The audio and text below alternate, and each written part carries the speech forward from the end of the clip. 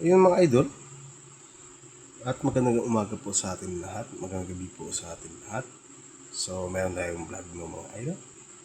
At mayroon po akong nabili at sa TikTok, no. I-share ko lang po sa inyo kung ano po yung nabili ko sa TikTok. So, ito po yun. Ay, sabi daw ay mabisa. Mabisa, nakapagtanggal daw ng pag-iyosi. Totoo kaya yun mga idol? Hindi, i-try natin. No? Wait lang mga idol. Charan mga idol. So, tulad na sinabi ko mga idol, may nabili po ako sa TikTok na mabisa daw na mawala daw yung pagka ano mo sa sigarilyo, pagkatakam. Ipakita ko na idol kung ano yun. Ito daw yun mga idol ito. Pwede mo siyang hipakin, pwede mo siyang amuyin. Double purpose siya mga idol. At mint po yung flavor niya.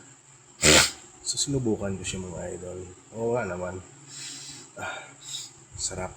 Menthol siya mga idol. Dahil meron po siya dito liquid dito sa loob na ito.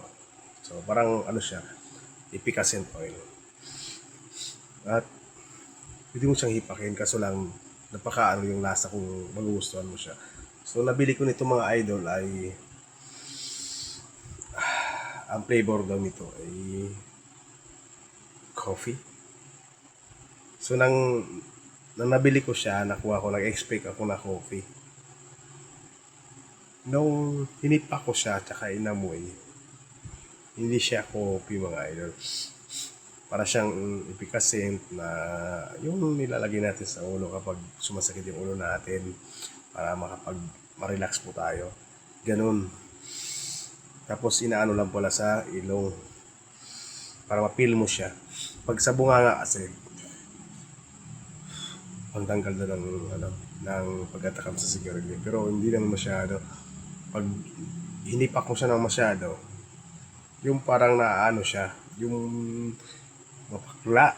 Grabe, madudura ka talaga mga idol. No? So, ginaganon ka na lang sa ilong siya.